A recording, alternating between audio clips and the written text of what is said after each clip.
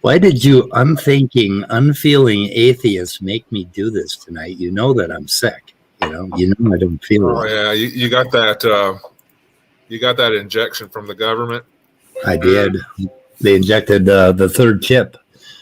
Oh my gosh, you're going to be robo speed now. Well, suddenly I can walk by an election machine and actually tabulate votes for the Democratic Party by just walking by it and thinking. Yeah, like I got a vaccine the other day, and now people's cell phones keep pairing to me because of Bluetooth. You know. Yep. And I'm like, turn that off. Yeah. Well, you gotta. I do. No, not to me. You've got to put your liberal message into their Bluetooth. You got to stick your liberal woke message into their Bluetooth streams. That's the point of the chip. That's why they gave you the chip. Okay. Don't misuse it. Huh? What's with all this use of? Am I echoing? No. Everybody is. Only in your own head, Andrew. It's all on my head speed. Just can someone fill me up on like what this woke thing's about? Like I keep hearing that word lately. What woke means that you don't care that gay people are getting married, and you don't really want to fuck up the lives of people that, transgender people, and you care about racial discrimination, and you want to help the poor, and you see what else is woke. Oh, you want to allow women to have autonomy over their own bodies. That's woke. So they don't like the wokeness. Well, I would say that there's possibly two definitions to it, because there's the one disparaging definition, like Speed said, where it's used to insult people who actually care about social justice issues. But then there's sort of another tangentially related definition of being sort of what's called fake woke. Like when you see, like, for example, during Pride Month, I went to Walmart and there was a gigantic stack of Listerine bottles that had rainbow wrappers on them. Right. And celebrities who sort of act like they sort of care about these causes, but they don't really put their money where their mouth is when push comes to shove. Or later down the line, they're not consistent. They get caught tweeting some like hate speech shit, Oh yeah, yeah. Well, there's that, but so like on Fox News, they'll use it to describe some politician, and it's just like a literal dog whistle word to trigger outrage in their base. It's just one of those words they use to make people mad and froth at the mouth on cue. But Andrew, are you familiar with the website urbandictionary.com? Vaguely. Well, this is something you should consult for these type of things, because it is the best site to go to for these. It's exactly what it sounds like, you know what I mean? But they have, it's a really good resource. David Neff, he does this. He came in, didn't say anything, and then and jumped out. That's weird.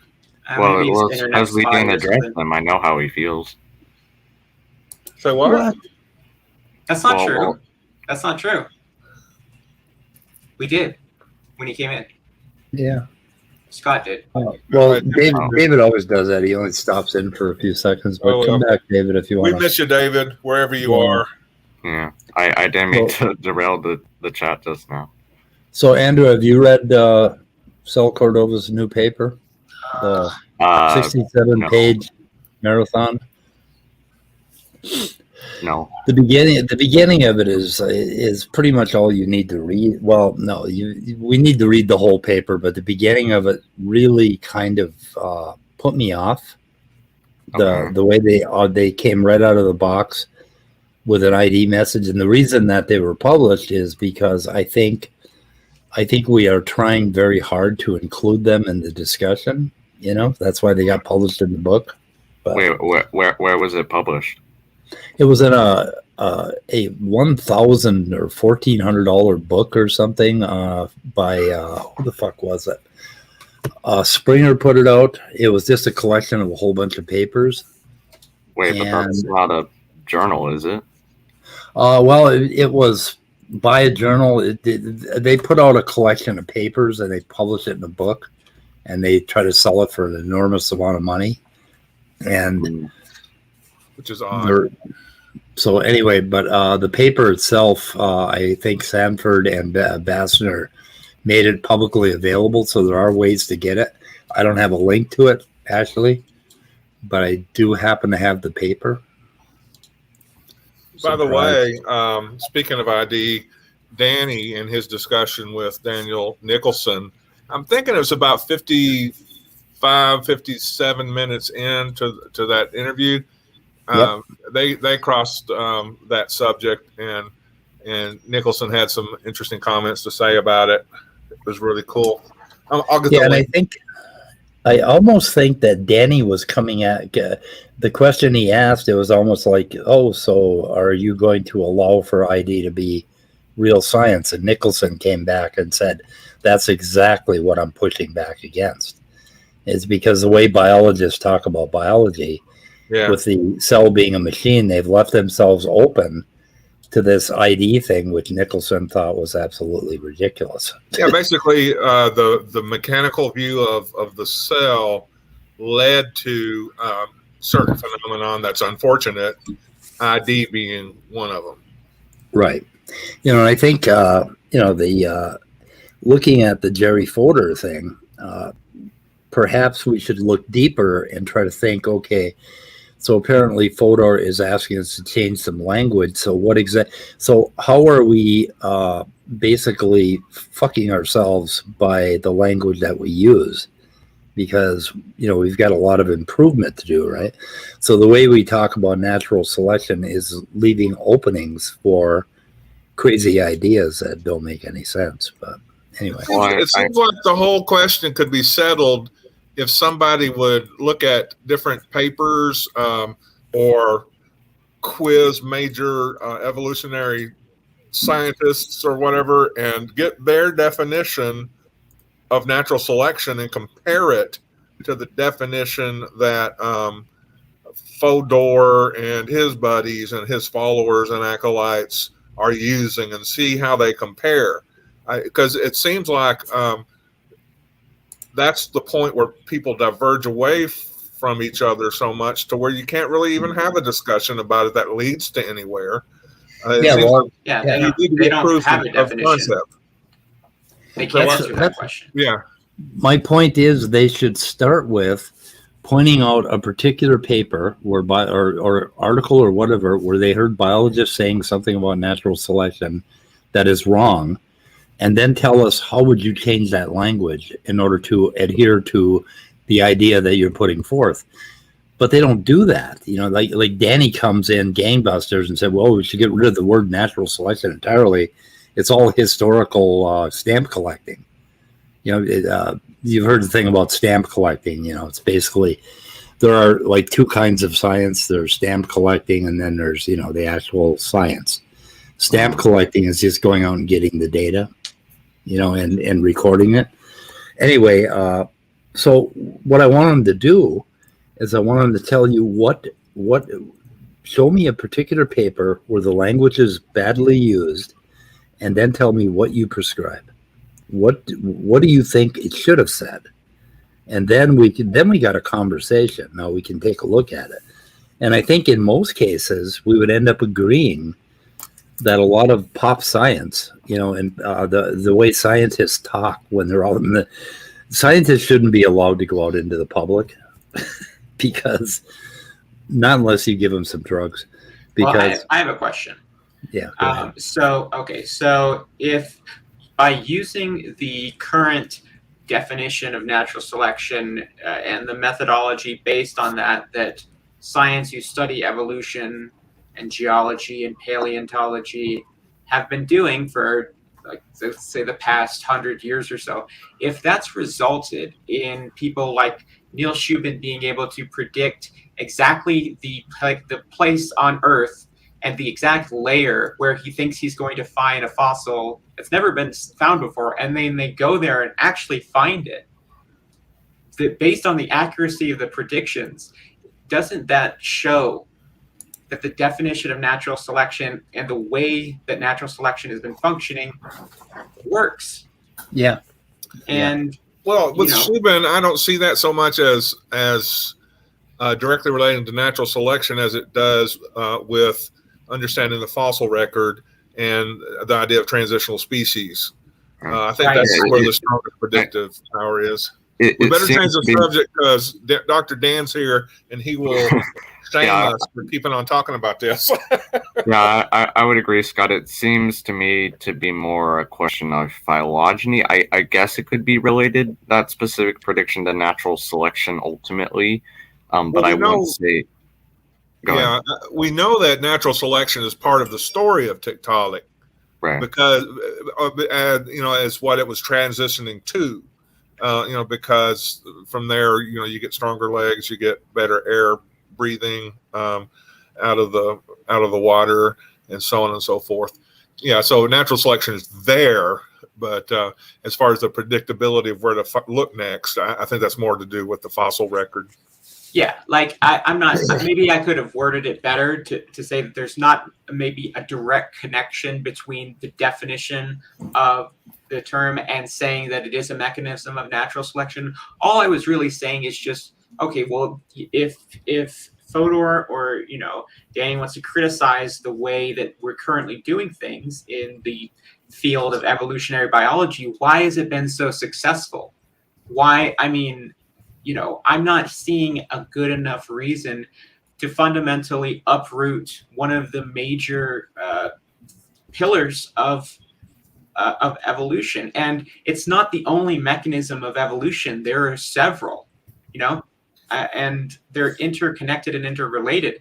So, it's not like that's the only one that evolutionary biologists rely on. It's just it was sort of the first one, Right. Correct. Well, it seems to me to be, well, because I guess my conception of the purpose or the reason the mechanism of natural selection was proposed by Darwin and Wallace in the first place is to explain how you get adaptation, how you get these structures that so usually match their environment. And of course, that's the reason it was proposed, to explain how those features could come about. And seems like talking about that and then saying, oh, well, it has to predict the resulting traits in every single specific environment that it deals with, kind of seems a bit kind of missing the point, I guess. I don't know if I'm making sense here, but like it just seems like they're asking for something it wasn't built to do. Right. And then they claim, okay, if it wasn't built to do that, then it's tautological. Well, the thing is, like I try to tell, I had a conversation with Ozymandias Ramses II, or is it the third? I can't remember. But anyway, he's pretty much fell off the YouTube sphere because he doesn't give a shit about this anymore. But I had a long conversation with him, and I kept telling him that every time I do a model involving population genetics, the very first thing I account for is what I would call natural selection, that I have to have a filter with a relative fitness, right? So if you're looking at a particular gene, that gene is going to have a relative fitness number compared to the other genes. And then you're going to run your model on a population. And so it's like natural selection seems to be the very first thing that you put into the model. So my question was, how do I not do that? And he says, well, no, we're not asking you not to do that. We know you have to do that because that's how it fucking works. He says, what we're asking is that you use a different language when you talk about selection. And Well, I mean, in that case, why do we keep saying the Big Bang or the explosion of space, for example? Like language is messed up everywhere. I mean, like yes, it is. It doesn't affect it as much as you'd think. Right. So In the actual field. I like this.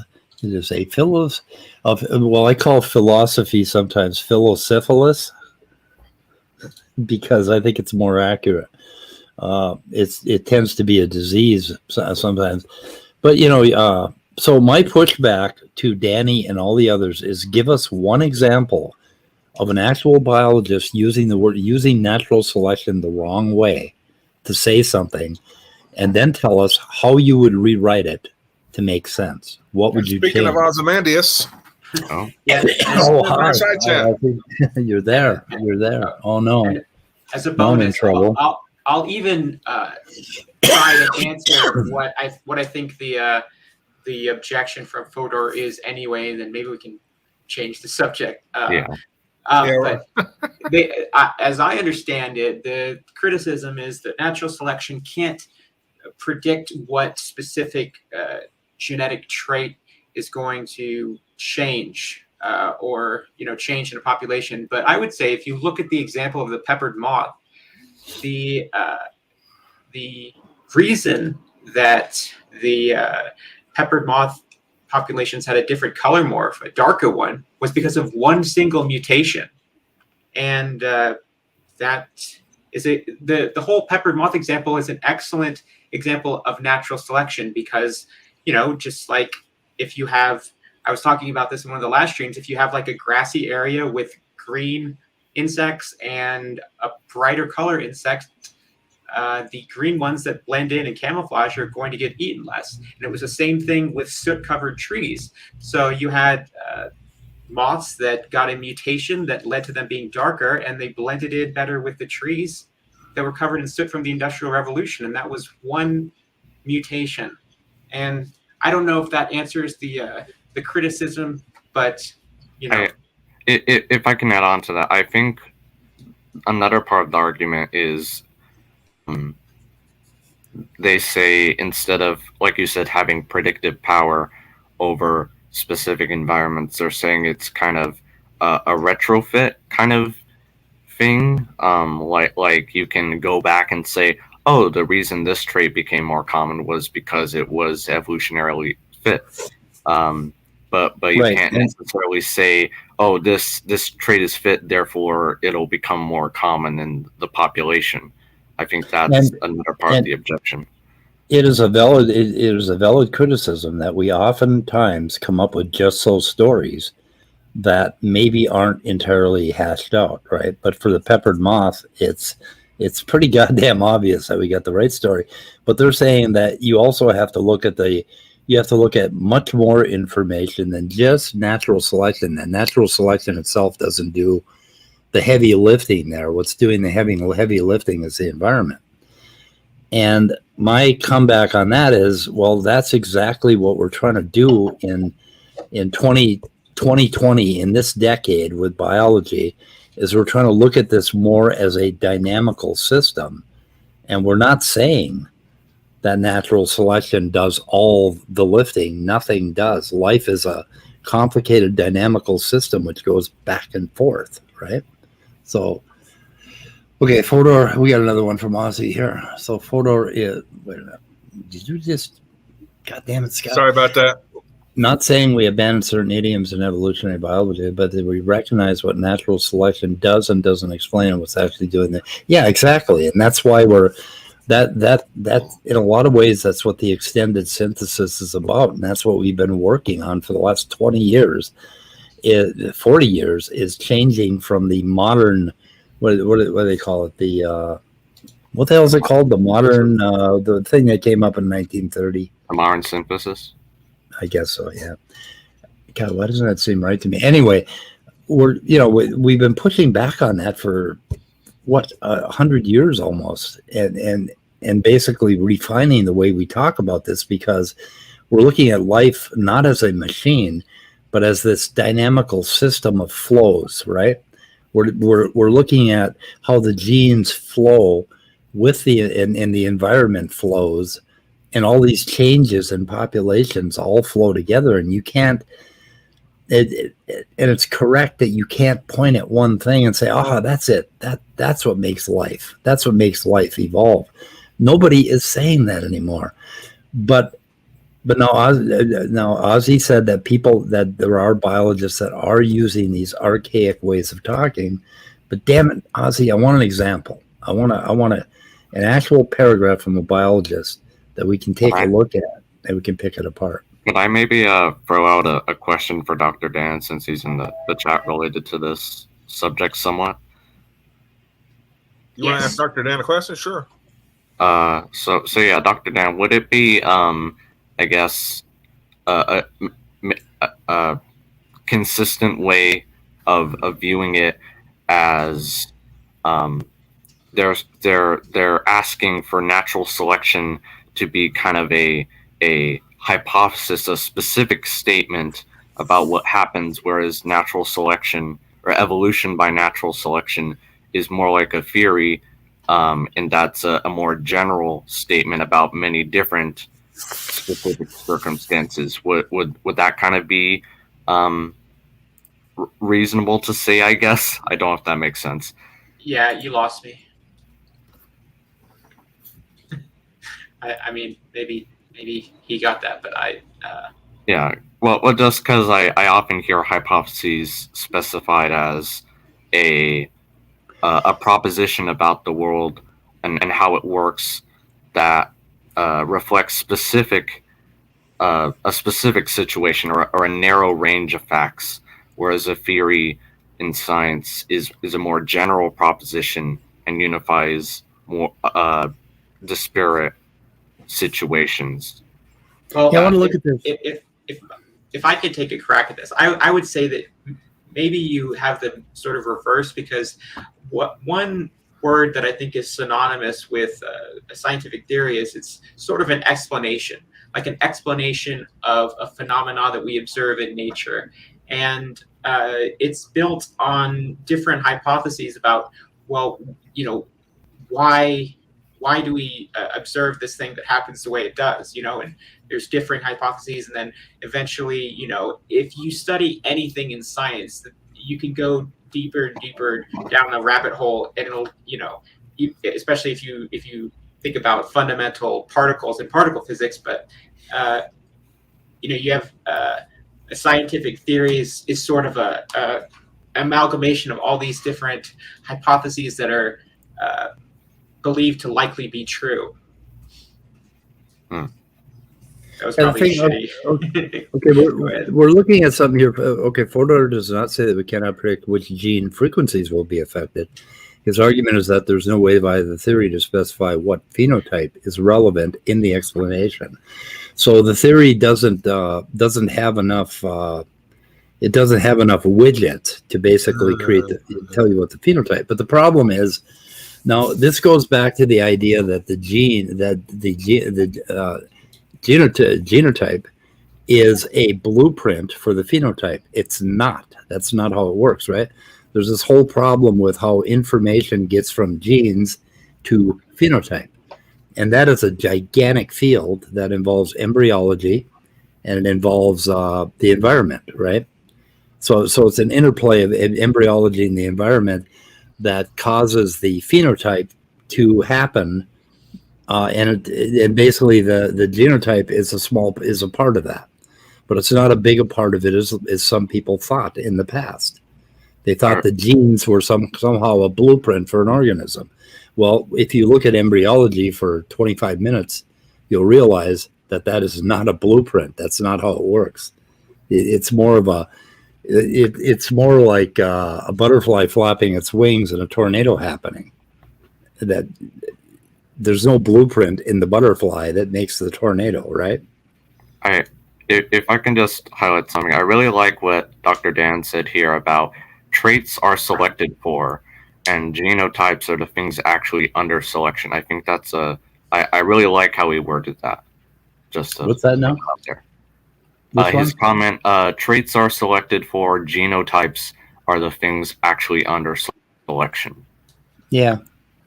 I Yeah, and just want that's to it. pause for a moment and say that today is the late Christopher Reeve's birthday, and we just need to pause for a moment and think about Superman and all he means to us. Yes. And Christopher Reeve was a pretty good actor too. So anyway, and where did AJ go? Oh, there he is. There he is. You were showing a thing about Mars blood and astronaut blood.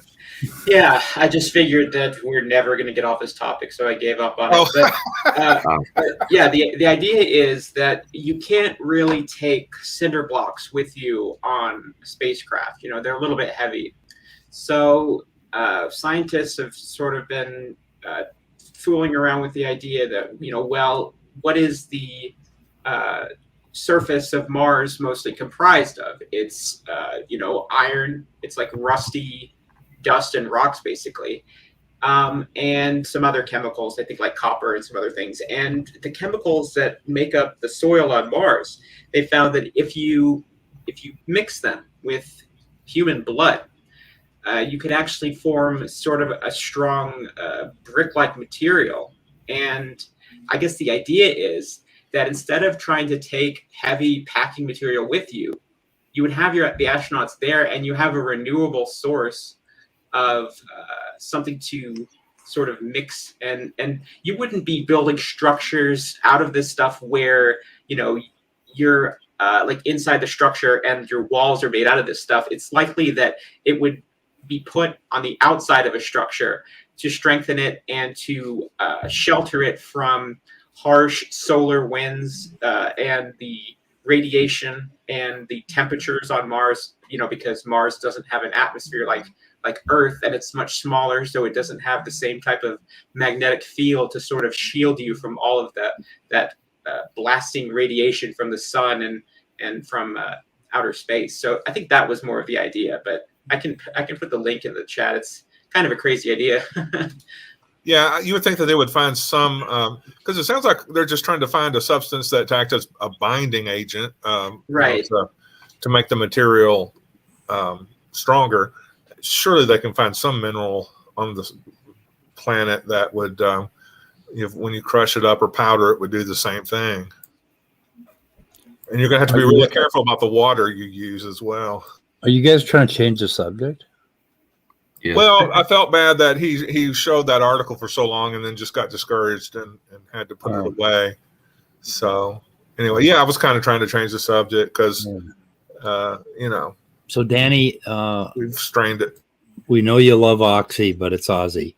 So anyway, he's been trying to explain it. So the whole thing is that they get frustrated when we're not buying what they're saying, and they tell us that we don't understand the argument. The argument isn't that goddamn complicated. Okay, it's that we're coming from two very, very different fields. Like for me, I mean, I'm down in the weeds, way deep in the weeds, right? Picking out little grains of sand.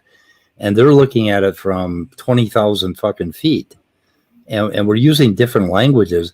And because we are not persuaded by their argument, then they say, oh, you don't understand the argument. Well, it's, you know, it's not that difficult. There's the thing between intension and extension is actually a set theoretic concept in mathematics. And I think that's where it came from. I think the philosophers borrowed it from mathematics.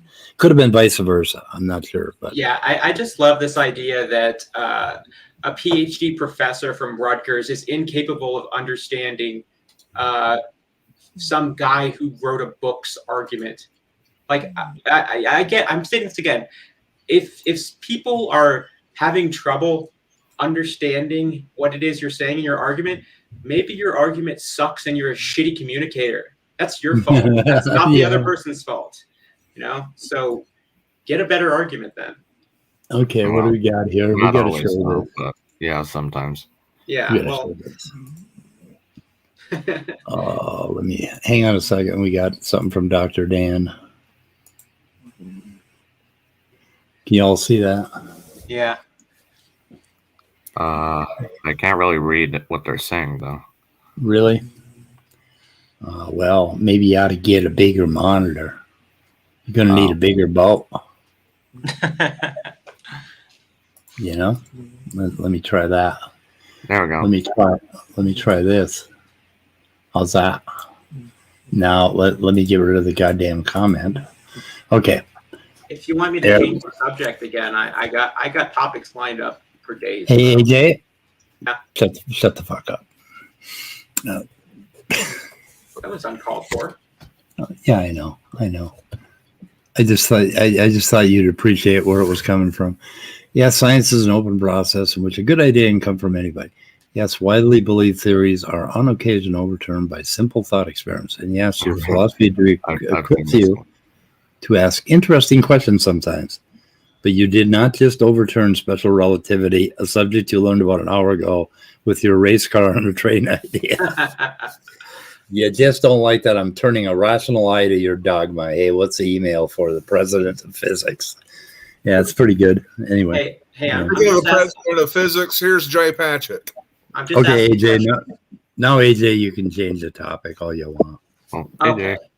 I'm done. Well, so, again, I saw a pretty good video from Veritasium that was about 3D printed rockets. So I will slide the link to that in the print. I don't know if I would get on a rocket that just came off hot off the printer. Well, it takes a long time. It's very structurally sound, you know. I used to like Veritasium, but some of his ideas don't work with me. Is it structurally valid or structurally sound? There's a difference. Because you can have something that's valid but not necessarily sound. Did I say sound? Yeah, you said structurally sound. You know, when you're talking about physical objects, I think sound is what you want. Well, I would say that it's safe. It's comparable to a normal rocket if you watch the video, like he sort of answers the criticism of, well, isn't 3D printed stuff always shitty, you know? Well, are we trying to apply soundness and validity to the rockets? I thought that was about like logical arguments, like. Yeah. Well, like Jay is a special person. Well, Jay, what's going on with praise in the wild? You seem to be the praise whisperer. No, I haven't been watching anything with praise.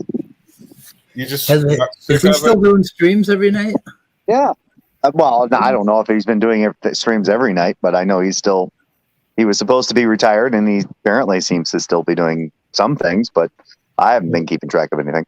In my mind, he's retired. That's good enough. Okay.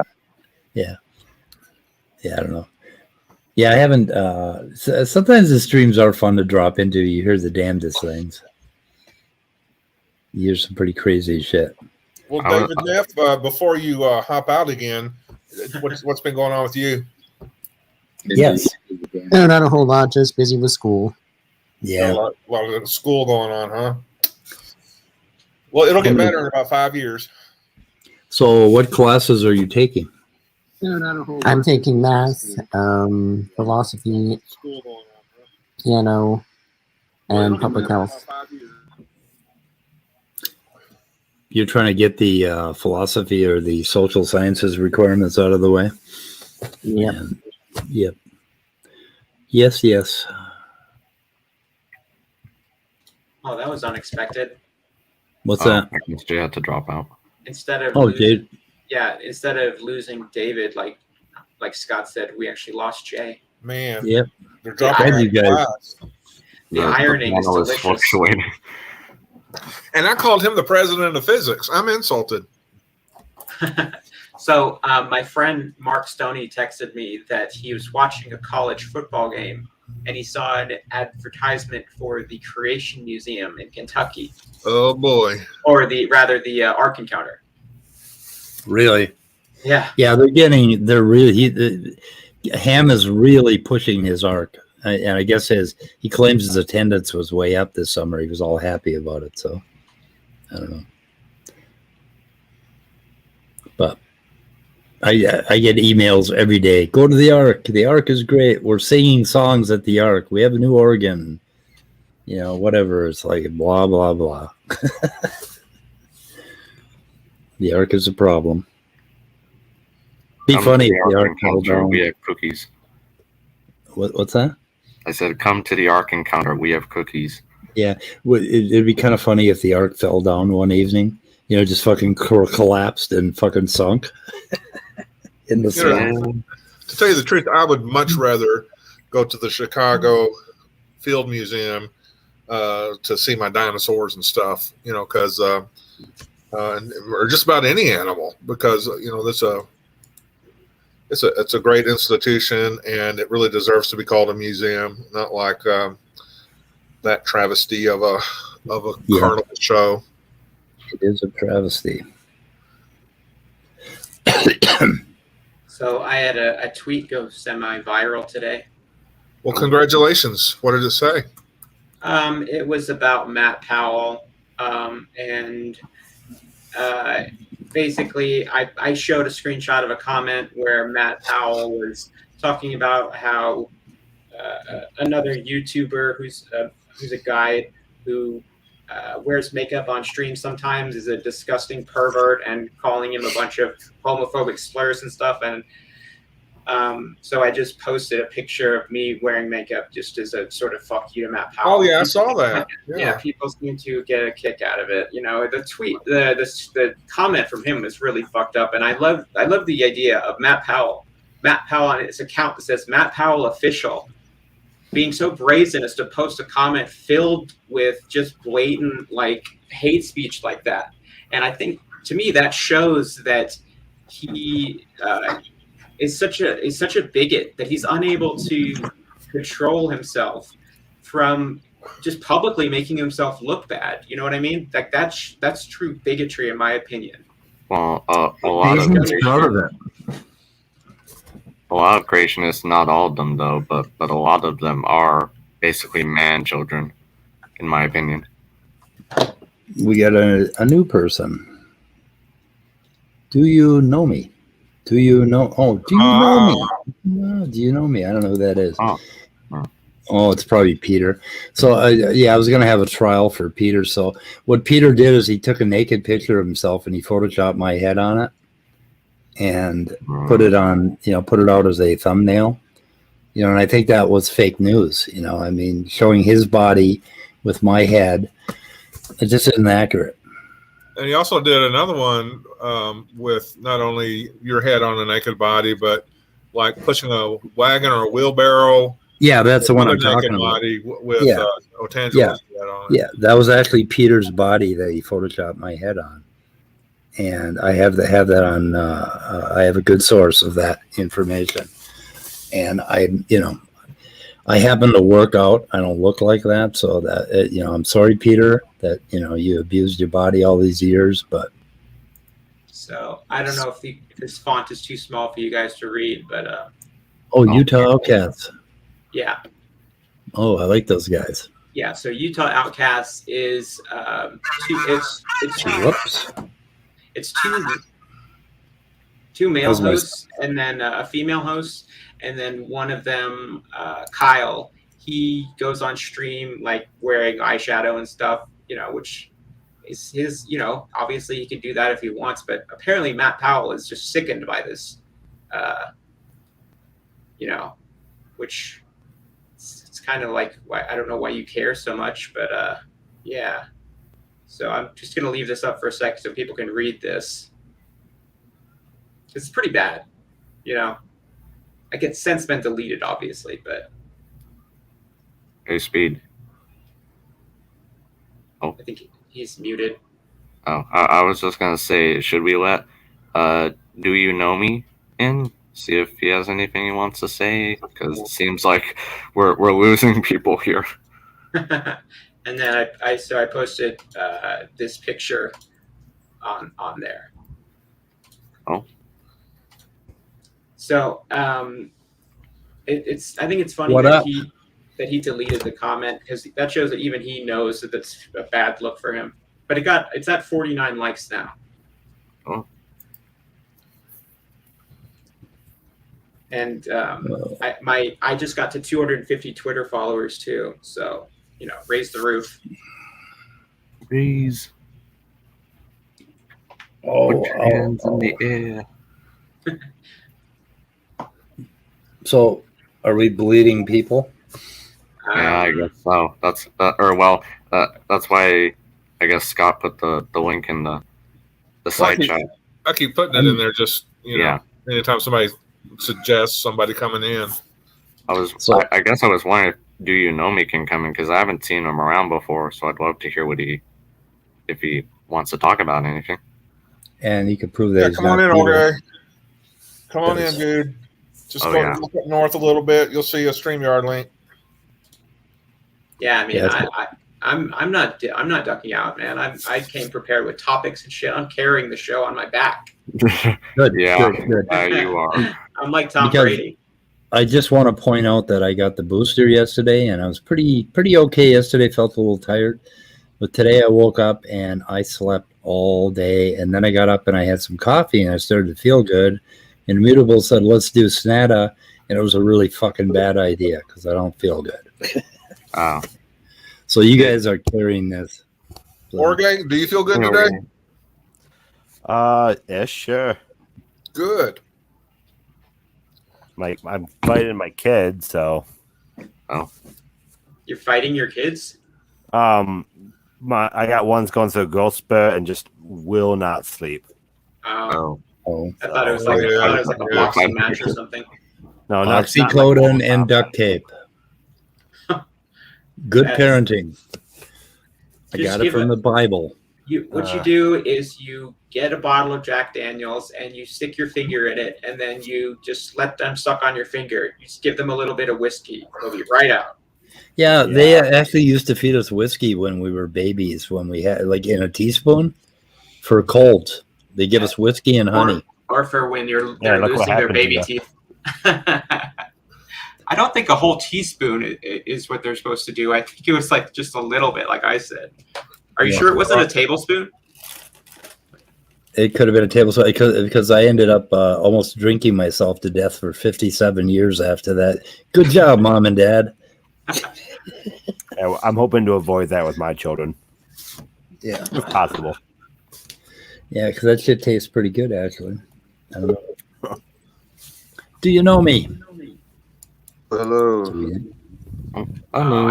I get it now. Yeah. Okay. Can you guys hear me? Peter. Or Looks like Peter. Yeah, I think so. cool. I didn't know you could turn the camera off. And let me know if I'm talking over anyone. I don't want to do that. Oh, no, that's not Peter. Holy So- shit, it's not Peter. You're new. Are you new here? Yeah, Or I've have been you watching you guys stream for a little while. Just hoping that you guys demolish some big head biscuit theists. Say that one more time. Just hoping you guys every now and then get playful enough to mock some theists. Okay. Oh yeah. Yeah. I mean, look at my edgy avatar. I'm always down. Yeah. Though we try our best to mock the arguments, not the people, as much as we can. Right, I agree. Unless it's Ken Hovind. Oh, speak for yourself, Andrew. As the owner of this channel, I can tell you that we mock them.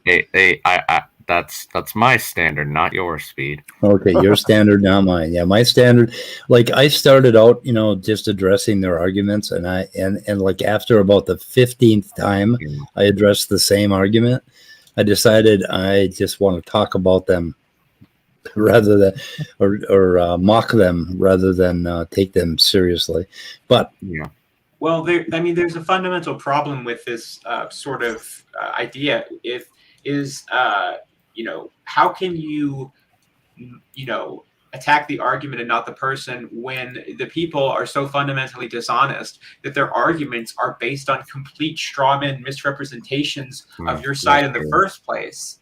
So you can't even attack the argument because the argument itself is not accurate. So I think if somebody's being blatantly dishonest, I think in that case it's fair to attack them for their lack of moral character in that situation. Exactly. I guess so. Yeah. Their character is messed up. Yeah, I mean, like Emery Moyna brings politics into it and just all kinds of crap, and pulls the Bible out and said, "This is our foundational source," and claims to be a biologist. I mean, you can't do anything but mock a person like that because they're not presenting a damn argument in biology at all. You know, it's just what can you do? I mean, I'm not any smarter than no regular theist. I just like to collect videos and, you know, make sure I'm educated to some extent, but I ain't smarter than no other person.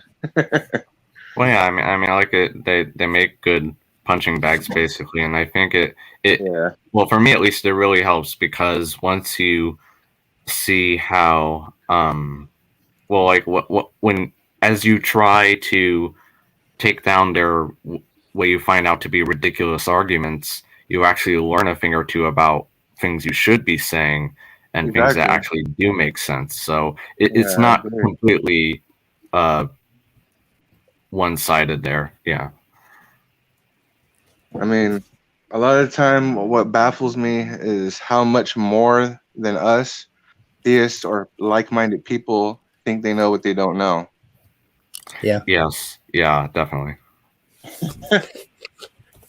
They seem to automatically assume that they are the smartest kids on the blocks, and they have discovered the secret, and they know all about and they see everybody else as being brainwashed, and you know it's just which I mean brainwashed. Yeah, I mean like none of us are probably 100% like opposite model of that. We probably at some subjects think like that, but I think it definitely seems to be a bigger problem with once you get into these conspiratorial thinking processes and theistic beliefs and things like that, which I'm not saying religion as a whole is bad or anything like that, but like once I think Dr. Dan mentioned it the other day, once you start on one conspiracy theory, you're more vulnerable to future ones, right? Yeah. Yeah. It was that Kennedy thing, that grassy knoll, the undoing for all of us. You know that Oliver Stone movie about JFK was really good. It was a little weird, wasn't it? Absolutely, it's a great movie. It's got Jason Alexander, I think. I could be wrong. It's got a great cast. It does. Yeah, so I was in civics class in 7th grade when that happened. You know, another movie I love that has a great cast that's sort of similar to that is A Few Good Men by Rob Reiner. Oh yeah, A Few Good Men. Starring Tom Cruise, Nicholson, Jack right? Nicholson, Demi Moore, and Kiefer Sutherland, and who is the other guy? Oh, Kevin Bacon. Kevin Bacon, yes. Yeah. Yeah, Kevin Bacon. incredible cast, and Kevin Pollock also. Great. He's there's a team of the three of them. Kevin Demi Pollock Moore. Did you say Demi Moore? Yeah, Demi Mooreand Tom Cruise and Kevin Pollock are the three like main characters. I've seen that movie so many times and I love it. Not just for Jack Nicholson, but, it was nice talking to you guys. It was nice talking to you, man. Thanks for stopping in. Yeah. Well, I'm glad that we now know you. Yeah, I'm definitely an atheist. Don't worry about it. I'm not no big head biscuit. Good. Thank you. Well, feel free to hop on another time. Yeah. Sure. I guess. Weather report 5 days a week. So, yeah. I think. Appreciate it. Okay. I think on the weather report, we're going to start focusing on all of the things I've been getting from Matt Powell, or not Matt Powell, but David Rives. What is that? Durston, Kirk Durston or something, and Ken Ham and creation.com and all those things. Maybe start taking a look at some of their articles. Did you say David Reeves earlier? David Rives Ministries. David Rives. Rives, not Reeves. Oh, yeah, okay. it's Rives Ministry. Oh, and AJ, I think it's Kevin Pollock and not Pollock. Yeah, Yeah. Unless you just want to call him Polak, Yeah, I'm a Polak. but it's Yeah. Polak. Yeah. I didn't know if you were making a joke or. Yeah, I think that's kind of funny, but I mean, you could think that his name is pronounced like that. I mean, but yeah, like it's not like everybody remembers that movie, obviously, for the Jack Nicholson courtroom scene at the end, which is a great scene. It's probably one of the best scenes in movie history. But the whole movie leading up to it is so well written and well acted. Like Tom Cruise is so good at just playing a douchebag hotshot, but you see that he's actually really talented by the end of the movie, and you sort of don't like him at the beginning of the movie, but by the end you're really rooting for him, and it's probably one of his best movies easily. Jack Nicholson, the very peak of his career was Witches of Eastwick when he did the church scene. I'm not familiar with that. I've watched it, but I don't remember much about the movie. Oh my God, that church scene! My wife loves that movie. I'm not a big fan of it. My wife loves it. That was so good. It's like, women, did God do it on purpose? Or is it like a disease? And it's just like goes on and on. It's just unbelievable. It's pretty cool. These witches gang up on him that he trains. He has his little minions, his witches, and they basically turn the curse back on him, and it's pretty cool. I know another movie about witches. I don't know if you guys have ever seen it or heard of it, but it's called Suspiria. It was a movie in the 70s. That was a good. Oh, they just did a Suspiria movie, didn't they? Yeah, they just did a remake that's super fucked up and crazy, but it's really good. It is. I saw that. It is weird. Yeah, I mean, I don't really think one is better than the other. They're really different, but they're both really, really cool movies. And Tilda Swinton plays a male character in the new one, and the makeup on her and her acting is so incredible. Like, a lot of people that saw that movie didn't even know that was her. It's pretty crazy. Like, towards the end of the movie, she plays like 2 or maybe 3 characters in the movie, but yeah. I put the link to the church scene with Jack Nicholson and Witches of Eastwick in the chat, and I'll put it in the description. Oh, guys, I have a problem. Which one? So my mom she's watching tarot card reading on YouTube. Oh my, that is a big problem. Oh no. And she's even bought a tarot deck. Oh no. You're in trouble now. Yeah. I mean, I guess it's fairly harmless, but. Are you the firstborn son? No. I'm debating. You're okay. They're not going to tell him to kill your second or third born son. Are you the last born? Last born can be a problem too. Well, I'm the baby, so yes. You're the last born. There might be a problem. Sacrifice the baby. That's going to happen. Be careful. Yeah, hope not. Just keep an eye on her. She watches tarot card readers that gossip about the Duke and Duchess of Sussex and the royal family. I don't know why. Wow. Yep. Some people are just obsessed with. So where the fuck is Germania? Is he off starting his own stream? What is he doing? He's building an army. Building an army. I think the CDC on Germania. So hazmat suits are going to arrive at his house. He had a stream that went for 9 hours. Yeah, I know. I don't know. Yeah. I would like to ask, or if Jason comes in here, I'd like to ask him a question about theories and hypotheses, because I'm still a little bit pedantic about what Leo said the other day. Yeah, I did a terrible job of it trying to answer your question. But what did he say? Oh boy, Leo's talking. Leo's confusing people again. What did he say? Does it matter? Hey, Orge, you got any geology knowledge to lay on us? Something cool? You got? There's a volcano erupting in Spain. Oh my God! And it's got Spain four vents. One of the Canary Islands, right? Or is that considered? That's not Spain. is It's it? La Palma Island, I think, is where the volcano is. Oh, okay, yeah. Well, Okay, I have a. Oh, go go ahead. ahead. So Uh, there are 4 vents now in that volcano. That is a son of a bitch. It's Yeah, eating that houses. thing is looking cool. We were watching it in my geology class on Wednesday, just sitting there and just watching it for like 10 minutes where I talked about how because at that time there was like a 20-foot tall like wall of lava slowly moving towards the camera, and it was like, hey, see that? That's actually a house that just blows up like a bunch of matchsticks. Yeah, and that So- scene. Go Okay. ahead, Andrew. Go ahead, All right. Andrew.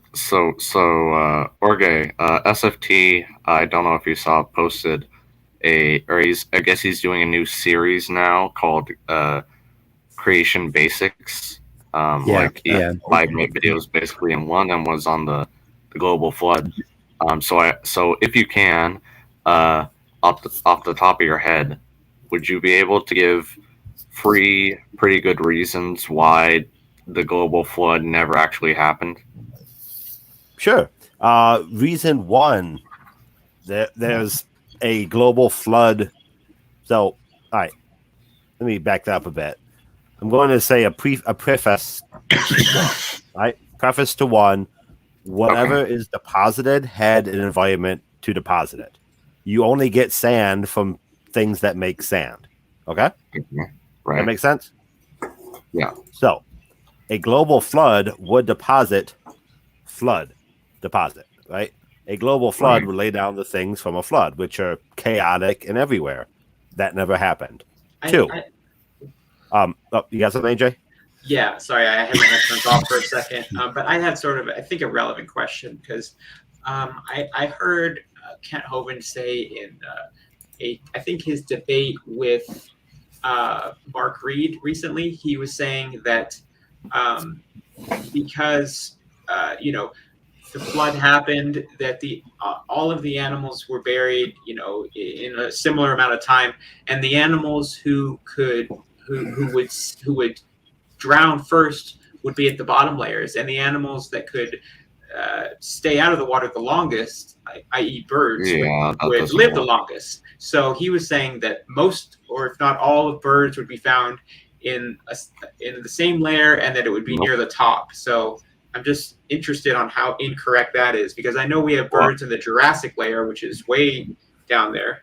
We also have marine fossils that are in the same layer as Jurassic birds and all the other layers, for example. So it's not based on environment or running speed. Wire swaths found right after Velociraptor, for example. It doesn't work. Well, then the other thing they talk about is the sorting of the pebble sizes, conglomerates or whatever. Sorting, yes. Yeah, and that just doesn't match up with the column at all. I mean, it's like hydrologic sorting is in general a slower process. If you have everything moving real fast, then everything's moving. It's a slurry. That's what they use a lot. They say slurry because when you picture a slurry, you're picturing what floods do, right? Right. They don't hydrologically sort because that takes time for larger things to fall out and smaller things to be carried. Right. So it's that's the whole reason none of them work is because the fossil order of succession is based on taxonomy, not on environment, not the on fossil order, running speed. Even beyond that, the fossil order doesn't have any rhyme or reason. Right? Size doesn't matter. Doesn't matter. Bird, fish, it doesn't matter. It's all kind of everywhere. Sure, birds start later than fish, but fish are stacked throughout it anyways. Well, you could say that starting at the bottom, you have less complexity and you get more complexity generally. The problem with that sentence is you have trilobites way at the bottom and you have horseshoe crabs at the top. Those are the same kind of creature. On a very, very macro scale, you're correct. But then you're kind of giving them what they want. Yeah, I was trying to speaking generally, but I have a video on this where I showed 2 clips of Kent Hovind basically contradicting himself, because in one clip he's saying like look at these fossilized grasshoppers that are huge, and today we have small grasshoppers. But then I show another clip of him saying what you just said about how you can compare a fossil of a trilobite and a modern horseshoe crab, and they look almost identical. So he's really talking out of both sides of his mouth. Well, that's the problem with it all is, in order to respond to Kent Hovind, since he's got such a script, you literally have to like read him his own words, and then then it's basically watching Kent Hovind for 3 hours straight. No one wants to do that, You want to like educate Kent Hovind, but you can't, because you just have to play him his own words back, and then he just wants to watch that. Speaking of horseshoe crabs, another common thing I see is the whole living fossil shenanigans, and how things in the fossil record. They're virtually identical. Well, I mean superficially, but for one thing, you're ignoring the fact that biochemical data doesn't fossilize, and two, if you were to take a wider sample, say, or this is the one I know the best about sharks, for example. Sharks, if you were to just take a single lineage, look pretty much the same throughout geologic history, but that's just one lineage. Like the shark family tree is very diverse through geologic time. Same goes for trilobites and coelacanths and other sarcopterygian fish, and it just Well, you again go back to that same problem where you kind of argue under their definition. They define evolution as getting better and having an end goal. Right. So a living fossil somehow means that like you're cheating the system in their definition, but their definition of evolution is wrong. Evolution doesn't have an end goal. It's you be the best at being you. Right. Yeah, a living fossil does not break the idea of long age evolution at all. It's something you would expect. Sharks are very good at being sharks. That's why they haven't changed much. Yeah, like I think a good sort of mantra of evolution would be, if it ain't broke, don't fix it. It's why you have creatures like cockroaches or turtles or sharks or ancient, and but would it be fair to say that the a big difference between like a horseshoe crab and one of the oldest like trilobites would be how the eyes, because trilobites I think had eyes that were sort of, is it accurate to say, like made out of stone? Yeah, their eyes were like what was it? Shade sensitive, like they could see light and dark, but they couldn't actually like pull stuff up. Yeah, exactly. But I don't think that horseshoe crabs have stone eyes. Like, I'm just saying, like you can have some superficial form of stasis. I'm just saying what they're saying of like full evolutionary stasis, nothing changing whatsoever, even biochemically, for example. That's just never happens. Oh, I agree. And again, I think we're all trying to argue under their mantra, their definition, which gives them the power to begin with. And how do you fight back against that? You go on Nephilim Freeze channel and you tell him he's defined evolution wrong. He'll bring up 38 quote mines from the 1960s and scream at you. Well, I mean, here's how you do it. They come up with these like generalizations, right? Like they're completely general and they'll never get noticed. But show them one specific rock formation, say of basically an ancient river, that was sorted. And as you go along that river, they know the physics of how these pebbles basically sorted themselves, and then they know about the sedimentation process. Well, no, the cement basically that binds these particles together and turns them into rock, and then the effects of having been under the earth at high pressures for a long time. They know the physics behind the all word that. you're looking for is lithification. Lithification is turning sediment into rock. Yeah, but there's something, cementation. It's CEMENTA. Yes. Okay, the cement that basically gets between the particles and glues it together.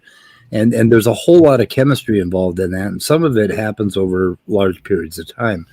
And when you look at that, if you look at one specific rock, they would fail to tell you how a Noah's flood could have created that particular vein of rock, right? 100% agree. So Wikipedia says cementation involves ions carried in groundwater chemically precipitated to form new crystalline material between sedimentary grains. Correct. And the thing is, it varies over time. So the concentration of the ions basically varies over time in any body of water. And so there are differences there. How the hell does that happen during a global flood where you have tsunamis and fucking crust breaking up and continents traveling at 45 miles an hour? Yep. There's just no way that you're going to end up with that fine variation, and before Jason jumps in to expand on that, creationists have not shown how their model does the variety of rock. They just say it does, right? You have papers and papers and papers of how sand turns into sandstone. Creationists haven't shown how that happens in a year. Right, like you have to show the generalizations and the specifics. Yeah, you got to rewrite the entire book. You can't just rewrite the cover page and call it a day. Looking out how to pronounce cementation, because apparently Snake is right, is confused about what I was talking about. Yeah, I think Snake is wrong on that one. But before we move on, since we were on the topic of generalizations and specifics, would it be okay if I asked Jason my question real quick? Jason, are you willing to be asked a question by Andrew real quick? I guess, yeah. Okay, Andrew, you may ask a question real quick to Jason. No guarantee I can answer it correctly, but I will try. Oh, shit. I was pronouncing it right. It is cementation. I'm sorry. You're pronouncing it correctly. Yeah. So, Jason, you know Leophilius, right? Yeah, of course. Oh, okay. God forbid. Sorry. Yeah. So the other day, I guess I might be being a bit pedantic here, but I think it's really important. The distinction between theory and hypothesis in science and how they're formed. And my conception of it, let me start with what he said. He said that a hypothesis is untested, and once it gains enough evidence and is verified, it becomes a theory. But my conception of it is that they differ in breadth, not in terms of level of support. Like a hypothesis explains a narrow range of phenomena, whereas a theory is a more general statement. Yeah. I mean, like, you can hear me, can't you? Okay. Yeah. Okay. I mean, typically a hypothesis can be proposed with no evidence whatsoever. You can have a hypothesis that is unsupported. Like, I have a hypothesis that tomorrow, X is going to happen, or I have a hypothesis around, how, I know you were talking about cementation. When you said cementation, I thought you were saying sedimentation, but obviously you weren't talking about that. But I mean, you could certainly have a hypothesis that then needs to be evaluated. And a theory is essentially a concept or a principle that has been formed based on already evaluated evidence, and that there is a structure to that evaluated evidence that is the basis for that theory. And oftentimes, and I think I even made a mistake when I was talking about somebody before, like the theories the concepts of a law and a theory are not on the same trajectory. Theories don't become laws. They're different. But I mean, my understanding is, at least generally from a hypothesis perspective, that hypotheses are essentially, a premise that has been proposed that may not even have evidence to support that particular hypothesis, and a theory is I don't know if I would consider them along the same trajectory that, like, if a hypothesis becomes proved, they can eventually become a theory. Right. I don't know if I would necessarily take that position, but you know, I know it's kind of semantical, but like it seems like they're because I know that theories, for example, can incorporate and be built off of many auxiliary hypotheses, correct? sure, Yeah, I think you're right about the breadth of it. Basically, that a theory is more wide-ranging. Yeah. You know, I think it's important because when you talk about a hypothesis being proven into a theory, it kind of is misleading in the fact that science is a lot more, or the process is a lot more complicated than that, and that the theory. Andrew, I think you can take. So I'm going to say you and Leo are both correct, and you're talking about different things, because we have like a theory of gravity, and it's not that we had a hypothesis of gravity that then leveled up like a Pokemon, right? The theory of gravity incorporates is an umbrella that has lots of different equations and laws and hypotheses underneath it. Right. Now, So, when you like- think about theory too, that when I was in high school, I took a class for half a semester called, or for one semester called music theory. It wasn't a scientific endeavor, but it was just an explanatory framework to help classify and explain how music and our culture works. Yeah. Right. And Yeah, so I think framework's a good word. A word. Yeah. For it. let me bring this full circle. What would you call the theory of natural selection? It has parts, right? So how would you, like, if you wrote out the theory of natural selection, what would the lines look like?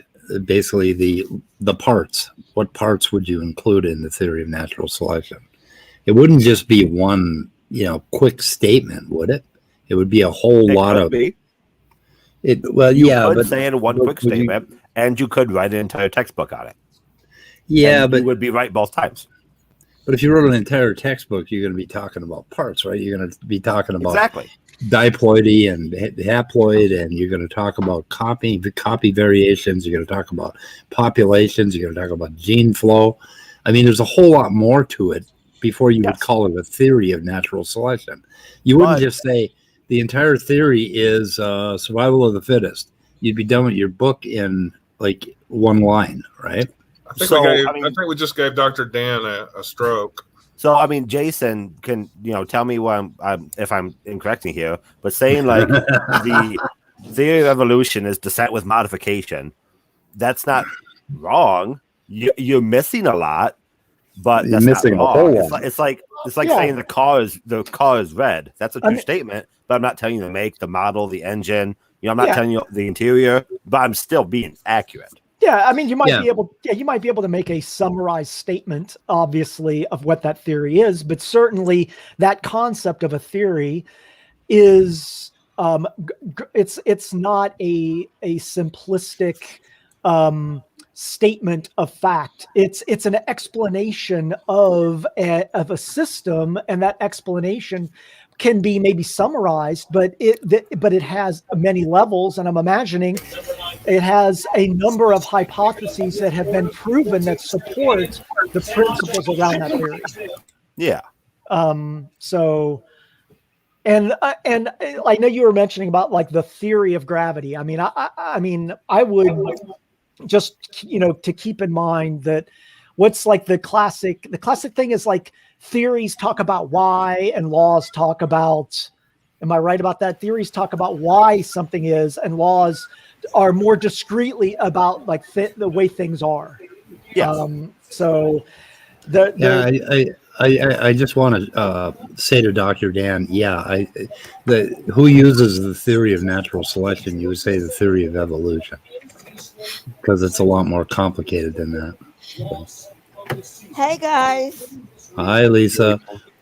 Hi, AR. You got a little noise going on in the background, AR. That's why I muted you. I want to say one thing before Lisa goes on, that I really like Dr. Dan, and like I haven't had any real like in-depth conversations with him, but I just want to say that I like his positions, and I would love to have more conversations with him. So I like him a lot. He's the worst. Just Yeah. Dr. Dan is an excellent guest to have on. I had him on my channel, and it was he increased the classiness of my channel by like tenfold. Oh yeah.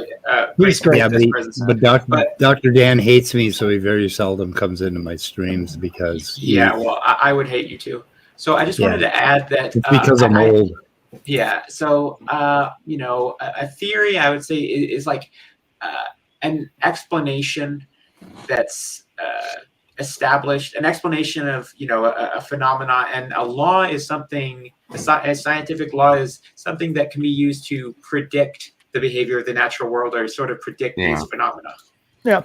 The thing is, when you talk about a theory, when you start to analyze a theory, you've got an immense body of material. Okay, it's never just one simple statement about something. It's always this immense body of material, and that is always changing and circulating, and it consists of many. Like, you'll bring a hypothesis in, and then you'll start finding evidence, and slowly it'll be woven into the theory. But if you were to write out the theory of evolution, you would need like encyclopedias, like many volumes, to put down all the parts of that theory right now. So trying to state it, like trying to just say that, one simple statement about it is really wrong. So, I don't know. Don't you just love it when creationists say, it's just a theory? Yeah, that's great. Are they still doing that, or are they finally given it? They do it less, right? Some of them are doing it. The old creationists, like that's COVID proof. and Ham and all that shit. That's proof that they can learn. Look out, AJ. The Twilight Zone's coming after you there in the background. You're entering the Twilight Zone. Is Dirk gonna have a stream tonight? I don't know what Gurr's doing. He's of course he is. Sneaky. Every time I have a stream, Gurr gets jealous and he goes on his channel and he's got to do a stream. He's got to one up me. He's always doing that. And where is Gurr tonight? Why is he not here? He popped in, but he may come in 15 minutes, but then of course never did. I sent him an invite. Well, I don't know. I think he's on YouTube though, like right now. But anyway, Dr. Dan, I love your channel. I would love to have you on my show one time. I do not want to interview you, Dr. Dan. I do not want to interview you one time. Okay. I do not feel like jerking you off at this moment. Sorry. Okay. He may be glad about that. Yeah, I'm sure you'll thank you for that one. I want to see what his answers. You better answer my request in the comment section there. Maybe a later moment. Well, Lisa, I don't see Grug live on his channel, and he's right here in the side chat. I guess I'll put the link out there just in case he can't quite make I didn't say he was live on his channel. I said I thought he was on YouTube right now. Oh, I got you. But anyway, what are we talking no Brainia. Got him. Heyo. What are we talking about besides the difference between theories and facts? We're talking about how Leo's wrong. Leo's wrong. I still don't know what he said. Danny's wrong. Danny's wrong. What did Leo say? Peter is canceled. Oh yeah, Peter has ADHD. He's canceled. Did you know that? I'm surprised he didn't come in tonight, but I guess it's pretty late where he is right now, right? Or early or something. I learned that a symptom of ADHD is interrupting people a lot and not waiting your turn to speak. So. Yeah, I never do that. Yeah. I thought that the thing that you were mentioning, Speed, about like when you were talking about the kind of the complexity of the evolutionary theory and how it is supported by a variety of hypotheses that have been validated in a bunch of different areas that build this large vision of what we see around natural selection and evolutionary theory is really important to bring up, because when others like Standing for Truth has people on that want to refute and wants to like narrowly go into very select areas and say, I have a problem with this area. The reason, what you were saying about the extent of a theory and how it has been built out in a large number of areas to show the support of that system. That's the most important facet, I think, that you bring up, because you could cherry pick one little thing and say, I have a problem with that, but that doesn't refute the entire huge theory, the whole body, right? That's exactly right. That's exactly right. Yeah, Well, I see that over and over again. So yeah, that's a good point. Yeah. The one So- thing Go I ahead, have Lisa. a problem. The one thing I have a problem with is they accept evolution, at least to a point, right? They say mutations happen. They say natural selection happens, right? But they just have this straw man about a crocodile laying a Yep. bird, and I'm like, They where the fuck did that come from?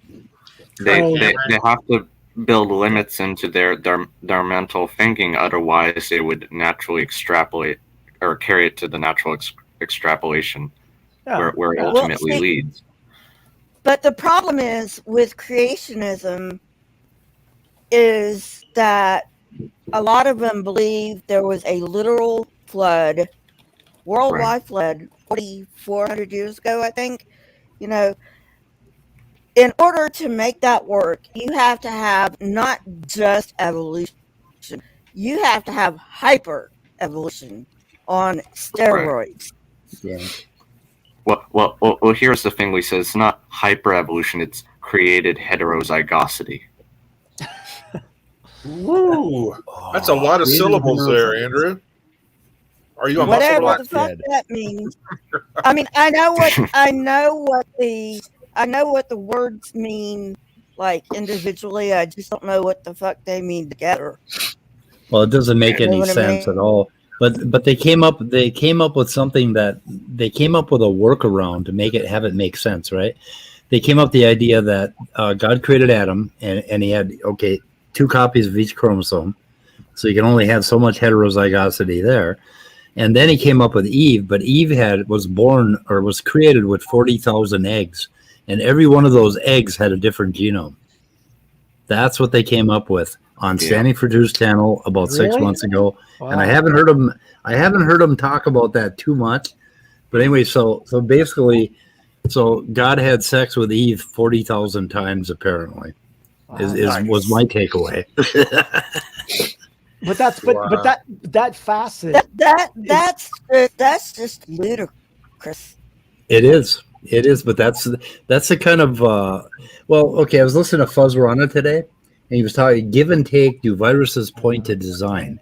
And he was talking about the coronavirus, and he said that basically, well, this is proof for design because they have some evidence that the virus inserts itself in your genome.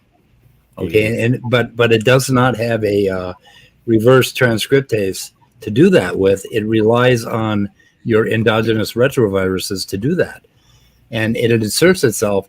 And then because it inserts itself, once you have once you get COVID, you develop a great immunity to it. Basically, you can develop a better immunity to it because this virus inserts itself and somehow starts creating antibodies.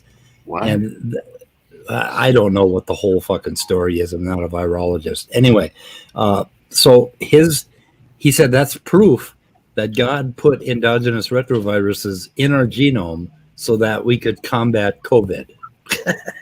What? That's what it. Yeah. Big principle Okay, I'll there. give you a link. It's only 10 minutes long. That's what's known in the comics industry as a Apparently, he retcon. doesn't know what. Yeah, and We got also Apparently, he doesn't know what no vaccines were. But he was saying that okay. COVID, Well, first, endogenous retroviruses are proof of evolution.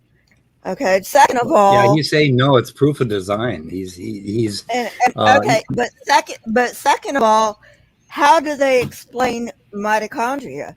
Because mitochondria is basically foreign to our cells. We didn't have mitochondria at some point in the past. They have a whole Like, other story.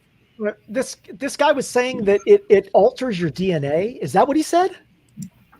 Yeah, apparently there's some evidence that COVID inserts a part of itself into your DNA. That's just totally wrong. That is just not correct whatsoever.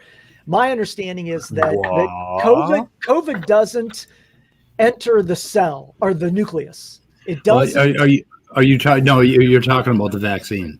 Okay. Oh, the vaccine. Oh, yeah. Yeah, the virus itself is what he's talking about. Oh, okay. I thought you meant the vaccine. Okay, I'm sorry. Right. Okay. Yep. So anyway, I linked the video in the description and in chat. Give and take do viruses point to design? And I thought, come on, Fuzz, you're really grasping at straws here. It's like, but he was pretty sure of himself. Anyway. Well, I also heard him make the argument on one of SFT's interviews that the reason there's a nested hierarchy in life is because, or he basically said what Sal put forward, that it's because it helps us understand ourselves and the natural world better. And I'm like, how do I test that? Like, where do I go from here? Hey, look at that volcano. That's badass. That is a badass looking volcano. No. Okay. Anybody want to grab their wieners and a stick and go roast some hot dogs? Dish. That's what all you could do is grill a steak and kiss your house goodbye. That's right. It's like shit. Yeah, I can try to find the videos from a couple of days ago when the lava was like destroying houses. That was ridiculous. Yeah, I found a couple of those and I couldn't find the damn thing again. There was one that really killed me because it was a modern house and they had these firemen walking around. And then they panned out to this like deck door, and then they showed these steps, and there was like this 12-foot wall of lava creeping down the steps. And I was going to show it to my son and say, "How would you like to see that shit in our backyard?" It's like, yeah, my son's mind. I keep wondering how many people in that town are going, kicking themselves in the head for saying, "Now, what are the chances a volcano would do anything to my house?" It's like, man, what a risk. But I mean, what you want to do there is get your house insurance document out and take a look at it before the lava gets any further. I wonder if would insurance cover that? So where is this? Where is this? It's in the Canary Islands, La Palma. Wow. Yeah, outside Spain. It's west of Morocco. Is that true? Is it like? Yeah, I think so. Yeah. Yeah. I don't think it's in the Mediterranean. Hey, I see that Snake is in the side chat. I just want to say that they did a good job against Nathan Thompson on Modern Day Debate. They did like a flat Earth debate. I want to say that Snake did a great job. So now, which one's Nathan Thompson? I swear I can never. When I think Nathan Thompson and Witsit Gets It, I get those guys confused because they're like. But he's just another flat earther that is very adamant in his position. Actually, Nathan Thompson said in that debate, while he was talking, he said that he led the largest research organization in the world. And several people were like, what? Asked him that question, and that he ended up having to admit that he was considering his YouTube channel that got canceled the largest research group in the world. That makes sense. That makes sense. So, I don't know, when I hear flat Earth, my head explodes and I switch to Netflix. Yeah, I get that. Yeah. So. Speed! I started watching Foundation on Apple Plus today. Oh, did you watch both episodes? I watched both episodes. What'd you think? It's a bit slow moving and cerebral, but I liked it. Yeah, they're gonna have 80 episodes, I guess. Wow, that's a that's quite a series to tackle. Yeah, I have absolutely no patience for flat. Yeah, I don't either. My head explodes. It's like, I mean, I like Sci-Strike's channel, but when I find out they're doing flat Earth, I'm like, see you guys later. You Yeah, know, the question I mean, is, why doesn't my head explode when I hear creationists? Yeah, because Yeah. it's the same I It's the think same it's shit. probably because Yeah. the creationists will Well- actually like talk to you versus flat earthers. Like, there's no form of flat earthers and non-flat earthers actually talk. see, You know, it's only debate. the thing is, the funny thing is that young earthers say that they believe in the Bible literally, right? Well, but according to the Bible, the earth is flat. Right. Yeah. So, Depends I mean, on if how you're literalistic you are. so if you're going to be a young earther, and first of all, the Bible doesn't even say the earth is young. I know that they try to add up shit, you know, but in the Bible never says how old the earth is. Yeah, but You know? but the interesting piece is that, and I've mentioned this before, is that they have a conclusion, and the conclusion is that the Bible is true, and that God exists, and that the word in the Bible represents the word of God, and what's in the Bible is true. So they work backwards from that, and so one aspect is to say, look, the Bible's true. God created man and woman, therefore evolution is not true. I mean, although you could make an argument that evolution could exist and God could exist and God created evolution. So they're working backwards from that premise. And if they work backwards from the premise that the Bible is true and God exists and God created man and woman and therefore evolution isn't true, they can make the same premise that, look, the things I'm reading in the Bible support a young earth, and a young earth supports the fact that evolution's not true, and therefore God could have created Adam and Eve. And so it all kind of weaves together to support this position that this supernatural being exists. So young earth creationism, and Noah's flood and intelligent design, they all end up just supporting this premise that they are proposing without evidence, which is God exists and God created man, etc. Yeah, well, I mean, I understand that, but as I pointed out before, then they have to account for the fact that there's, I call it hyper-evolution on steroids. That's basically how I look at it, you know? I mean, there's no way around it. Even if you are a young earther, you have to believe in evolution, whether or not you think you do or not. Yeah, I totally agree with that. But I mean, the if you strip away all those issues, the reality is that there's a huge number of things that are contradictory when you would say this. If we're going to say that the Earth is 6,000 years old, then this. And how do you explain this? And how do you explain this? And how do you explain this? And they have to come up with reasons why that's not the case, like your hyper evolution aspect. They have to come up with something that explains it, because they already are starting with a premise to say, we know that it's 6,000 years old. So when I run into a problem, I have to come up with a way that I can explain that. And this actually reverts back to this theory aspect. If you have a theory that is this wide ranging system, you know, the premise would be that you have all these hypotheses support this overall system, this empirical theory that you have. But if some of those things don't support that, then you're like, wait a second, maybe this theory isn't correct. And that's the same thing with the flat earth. They can be like, oh, well, what about this? And what about this? But if they put together their system, it just doesn't make sense. It refutes itself. They just have to keep patching. You know, it's They too do. bad. Yeah. It's too bad Jerry you know, Fodor didn't turn his attention to that problem. Jason, since I turn my brain off when I even look at a flat earther, how do they explain a meniscus? You know what I'm talking about? No, like I in don't. the test tube. No, I mean, like explain to me little what you mean. the little curvature in the test tube.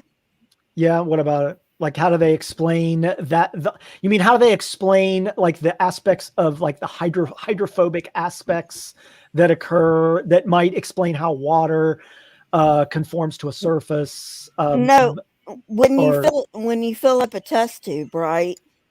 I'm sure you've done this. I'm sure you've filled up a test tube before.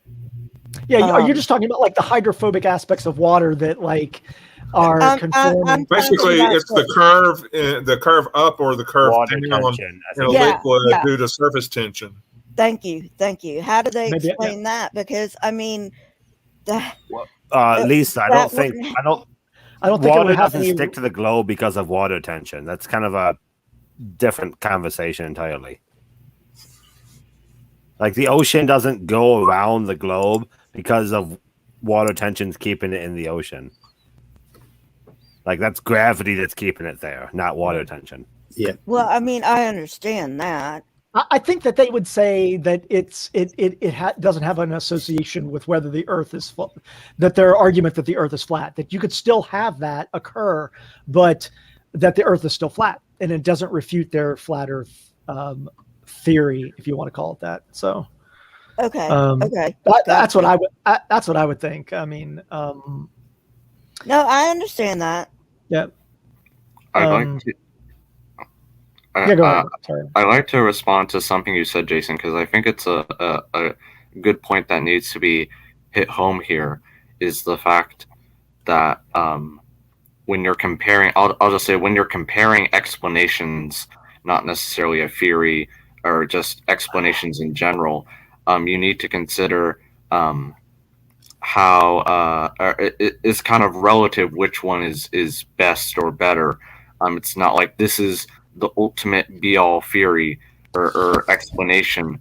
It's rather which one explains the available evidence the best, and that can change, of course, right?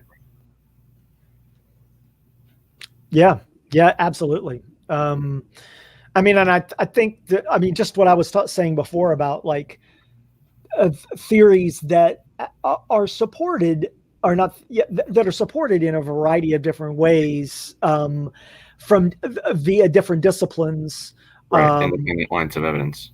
Exactly, and that to pull a string on one tiny aspect doesn't necessarily. It may point to the need to explore the reasons why that particular aspect is showing like different kinds of data. Like people are like, well, I don't think that radiometric dating is accurate, and that we have examples of where the confidence intervals around radiometric dating are large. Well, people have extremely good reasons as to why that's the case. And when they evaluate radiometric dating and they incorporate those components into them, like originating apparent materials, when you look at the full range of radiometric dating and how wide the confidence intervals are with regards to the full breadth of that dating, when you start to incorporate all those things, it fits right into the theories of like the age of the Earth and the age of materials. It's not pointing out problems in the theory. It's just pointing out that life or the world is a lot more nuanced than we give it credit for. And Could I scientists. have a moderator moment here? Yeah. Sorry. AR has been in the stream for quite a while. Hasn't said anything. Do you want to I was introduce yourself or say anything? I'm just a new guy. You're a new guy. Okay. But I'm hearing the flat Earth theory, and I'm enjoying. I do have a sort of a quick proof of it, but I mean, excuse me, not the flat Earth theory, for a round Earth theory. Excuse me. Yeah. Okay. I apologize. Anyway, jump in anytime you want. You got to jump. You got to jump hard. If AR doesn't have a question, I got something. Go ahead, please. Okay. So, question. So anyway, kind of towards. Sure, quiet. Just kidding. Question kind of towards Jason, but to everyone. Do you think it's so? You were saying about how science doesn't find the answer; it leads towards the best thing at the moment, which I agree with. Do you think it's possible that science would be able to answer everything? No, I don't think so. Probably not. Probably not. No, so there'll always be things that we do not know. Of course. Yeah, I believe so. Right. Well, and I'm Like- talking like science fiction, future, perfect society, all that jazz. Like not In principle, not right now. it could Theoretically. answer. Like everything. theoretically, is it possible for us to know everything? No. In I don't principle. know. No. Well, Maybe. I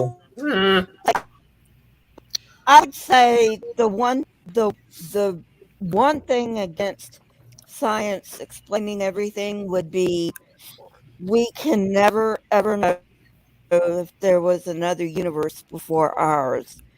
I mean, when there is a unified theory of quantum mechanics and general relativity, then we can get down to the moment of the Big Bang, and that might take a while, but I believe that will happen. Not saying for sure. I'm Yeah, and saying then the historical aspect where the history fans out, and if there's more than one way for something to happen, then you can never know for sure unless you have fossil traces of that something happening. So you couldn't project into the past and say everything that's happened. But yeah. Well, I'm so sorry. Girl, are you having an yes. open room tonight? No. Lisa really wants to get out of here, dude. She's really- No. Yeah, she No, wants to go to your room. I don't. I don't. Who wants- I just Yeah, wanted to know if there was having an open room. Let me give you the rundown real quick. I was wanting to do a stream tonight, but my girlfriend and her girlfriends have plans. So they were here a few moments ago, but I knew they weren't going to stay. Are you talking about like all three of you have plans? No, she's got it's four of them all together, right? Oh. Okay. 4? No, not like shit. I wish. No. Okay. Stay hydrated. Okay. Stay hydrated. So here's the thing. The plan was they're going to go out, clubbing and partying and whatnot. And me and one of the girls' boyfriends were just going to chill here at the house. And I thought, man, I want to go streaming. I don't want to entertain somebody here. And Right. so I had to go drop them off. So I told the guy, I was like, well, listen, man, I'm getting pretty tired. I'll probably just go to bed when I get back. He says, oh, yeah, it's cool, man. I think I'm going to split too. I was like, okay, well, good seeing you. And if you change your mind, just let me know. Because if you want to stay here, that's no problem. So if you stream, he's going to catch you, right? Right. So well, can't you like just change your name to with 3 R's and consist with somebody else? He'll never know it was me. He'll never know it's you. Yeah, that's Grr-mania. Run away. So Grr, run away. So after I dropped them off, that's when I started to tune in, which has been in the last 30 minutes. And that's when I heard Lisa ask if I was streaming, and then somebody said it's not Grr-mania, it's No-Brainia, which I thought was brilliant. I don't know who said that. No-Brainia. Yeah, I don't know who said brilliant. that. Because I've been trying to come up with insults for my own name, and Where I did can't come up go? with any. He doesn't. Maybe you could have Peter do a nice thumbnail for you. Yeah, Peter's done some things, but yeah, okay. So anyway, I don't know how long I can stream. I can only stream. I can only be on here as long as they're away, which should be a good couple of hours. Can't you lock the doors and turn out the lights and then put like a blanket over your screen? I was hoping you'd start a stream right after this so that I could fucking go to sleep because I'm just like really dragging my ass. I can do that. It's just the stream might end abruptly. Well, she's supposed to text me when they're on the way back over here, taking like an Uber. And so if that's the case, yeah, I will stream and it'll just end, kind of suddenly. But yeah, I can. Because I notice every time you stream, Lisa has a spot up there right to the right of you, and it's always like the same spot. Yeah, and like I know Lisa's dying to get there. Well, Lisa, she's usually the first person there, which I appreciate. And then Well, I'm usually the first person there, so that's why I have it right next to his avatar. I thought it was like a special spot that he had reserved for you. Well, no. It was That's almost how Peter it works. last night. Ooh, shudder. That's just how it works. Oh my God. Hey, so is Peter banned from the channel for the time being? He's banned at the quantum level, at the level of your. So it's particles. uncertain how long he's banned for, is what you're saying. Yeah, it's very uncertain. I'm smart. I know technical jokes. Okay, anyway. But yeah, so that's pretty cool. Yeah, so I would rather do this than go out clubbing. Like I used to enjoy that sort of thing, but when you're not single, no brainer. When you're not single, when you're in a relationship, for me, clubbing just goes right out the window because the only reason I enjoyed clubbing was the chase, which I never got anywhere anyway, but it was still Oh fun. my God, really? I enjoyed clubbing because of the music and the environment. I mean, like you can immerse in it. You don't like that? I mean, I like it, but that's just at a club. Nobody can hear cherry you on party. top, is what that is. Yeah, that's true. On a good night, anyway. Yeah. I'm thinking like First Avenue Danceteria, where they had like fog and lights and just this immersive music, like this techno music just blasting through your. You could feel it in your ribs. I will say during football season, at least here in Georgia and maybe Alabama, it's the best time to go clubbing because anytime somebody's team wins, everyone is in a good mood. I couldn't care less about sports at all, but everyone else around me does. So it's really an electric atmosphere anytime the home team wins. Yep. So, yeah. I call sports spore because like when we used to watch the news on regular television, they'd say, and now spore, and I would switch the channel before they got the TV out. Right.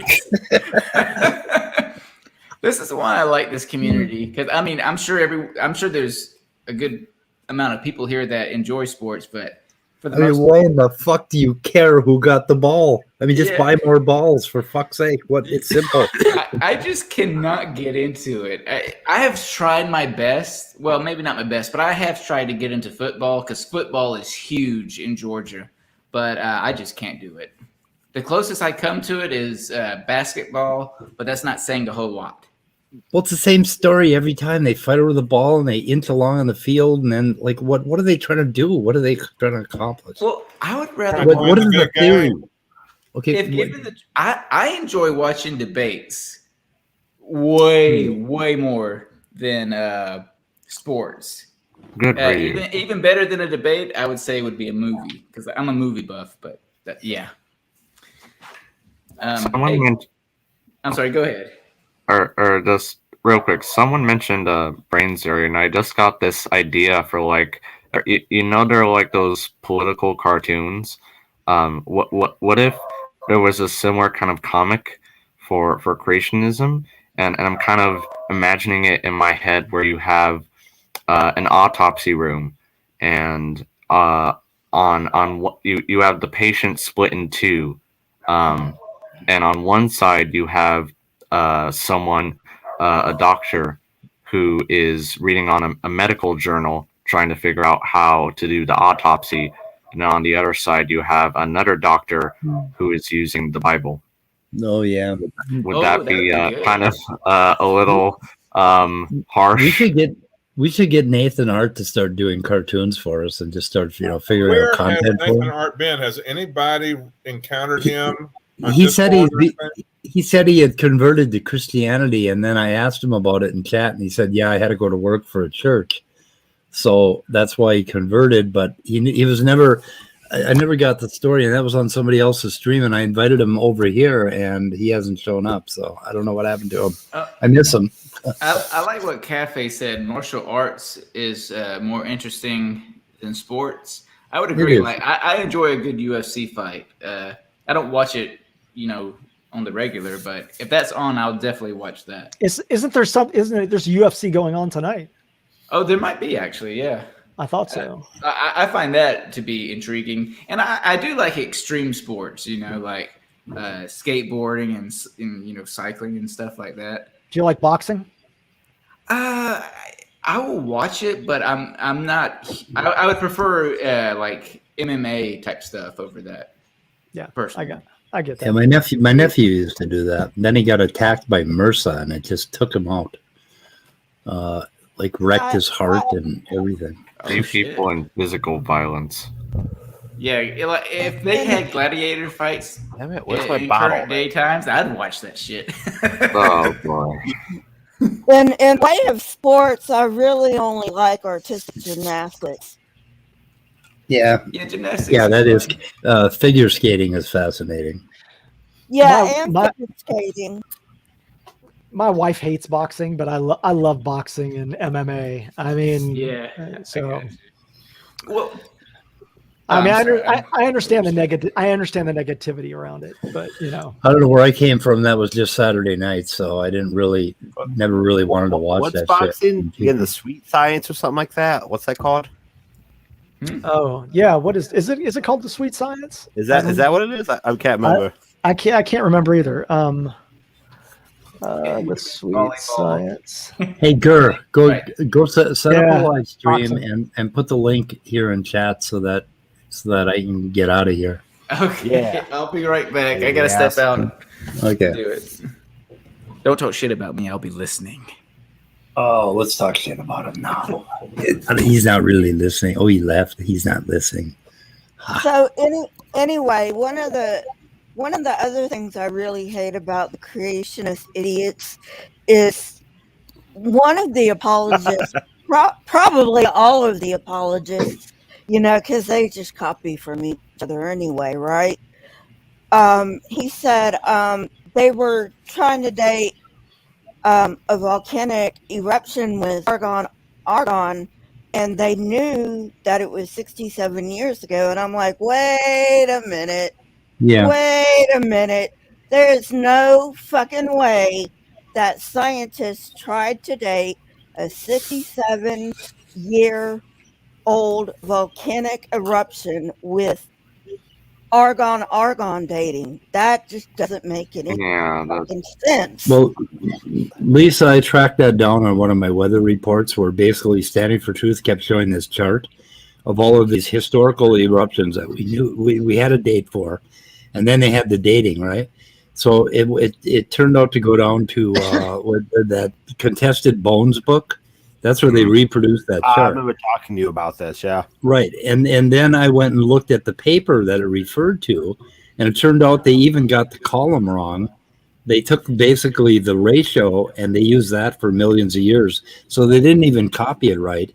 And basically the paper was about why you don't do that, why you can end up with problems, you know.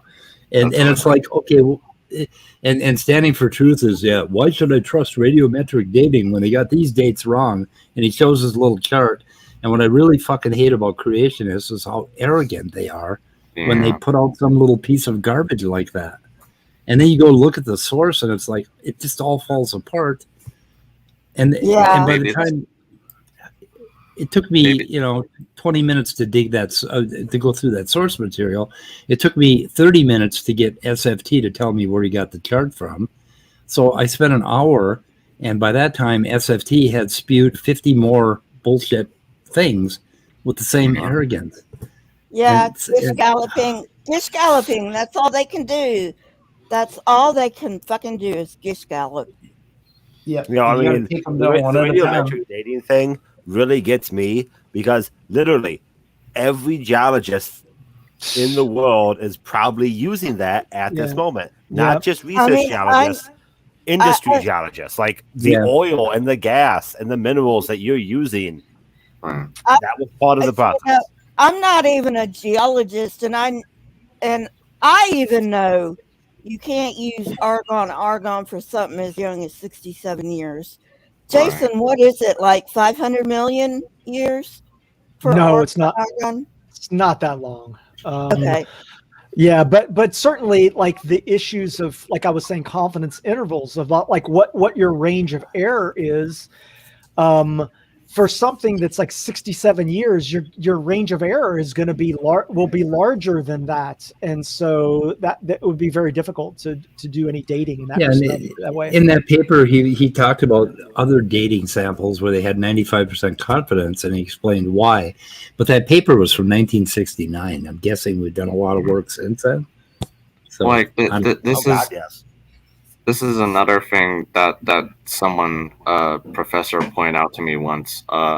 Like a good thing to ask would be, okay, here's a creationist who believes in X idea, and here is a paper who claims that they've shown X idea.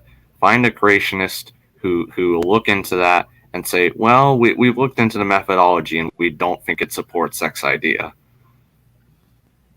I never thought about that. You rarely find creationists actually going through papers. Right. Well, Yeah. I mean, Exactly. You always find creationists like attacking very broad ideas and having lots Yeah. of quotes. Yeah, You know, it's they just don't a lot of actually go at confirmation bias. something. they can't even do the math. I confronted Otangelo about this. I said, "Can you do stats?" He did not answer me, which I took to mean no, he cannot do stats.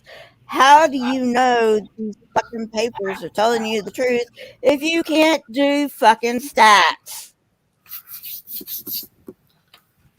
Huh, it looks like people do argon dating that old, Lisa.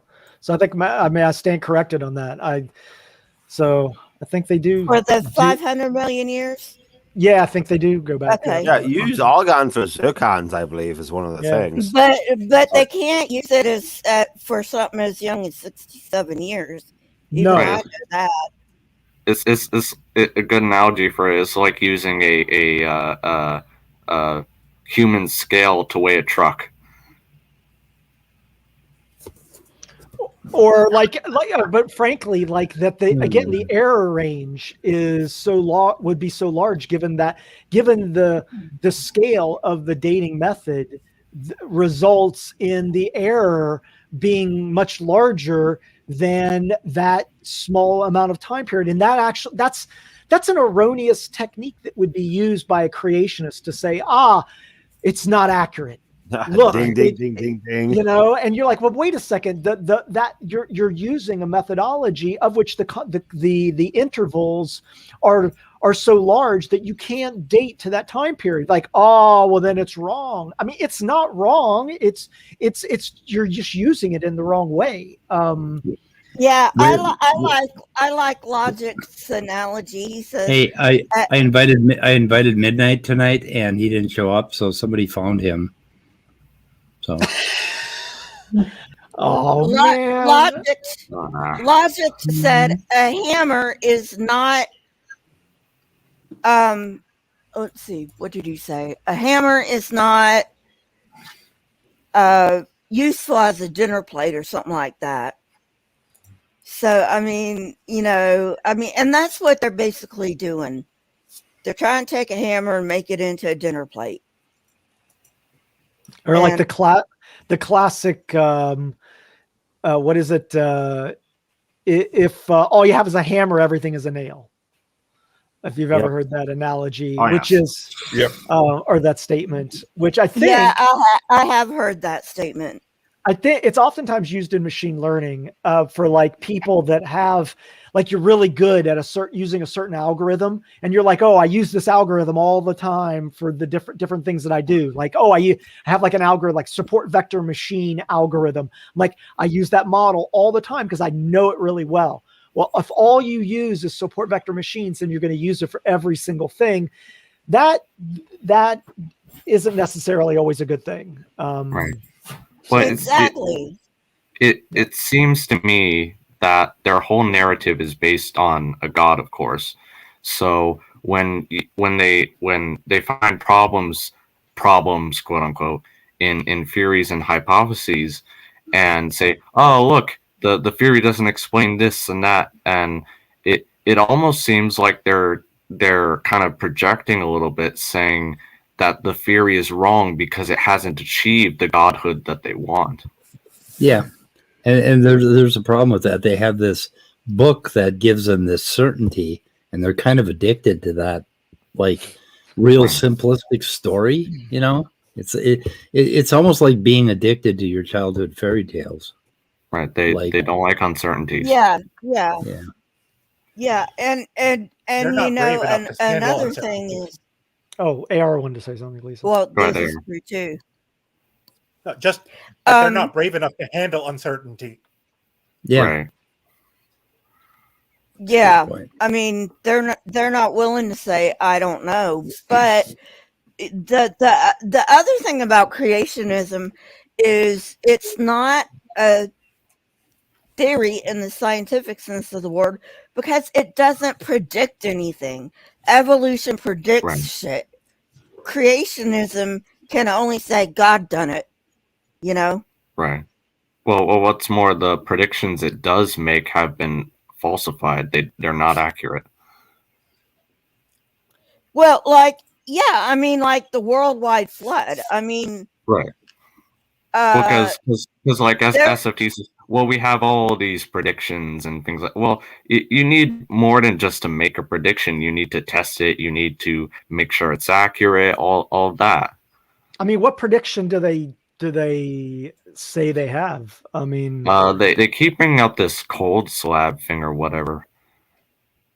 I don't know what that is. Please no. Don't do this again. All right, we don't have to bring it up. I'm sorry. I'm sorry. No, it's okay. I just want to help Gur. Apparently, he's having trouble. You click on that blue button up there, Gur Mania or No Brainia, and it creates a broadcast. Hello. How fucking long does it take? What? I'm dying here. I'm so glad, Jason, you Oh, came here we in go. because we've been talking Oh. some good subjects. Oh, that's Okay. nice, and I appreciate that, Andrew. I always like put it chatting. in here, girl. Put it in here Put it where? Oh, you want me to copy it? in the private chat. Yeah. You Well, want Gert, the private? Gur, Get put your it in ass private in chat. here. Get your ass in here and put it in the private chat. Put it in private chat so we can all get in. And I'm going to Thank go get some you. rest. All right. Bye, Answers and Atheism. I'm backstage. Oh, there I am. Yeah, we're going to shoot this thing in the head. We're going to shoot it in the head now. Toodles. Point. All right. Did you- Bye, everyone. Good See ya. night. See ya on Bye. Earth Stream. Goodbye, cruel world. Bye. Oh, how do I get out of here? Bye. You see this button on the right? It's orange. Yeah, I know. Okay, I see that.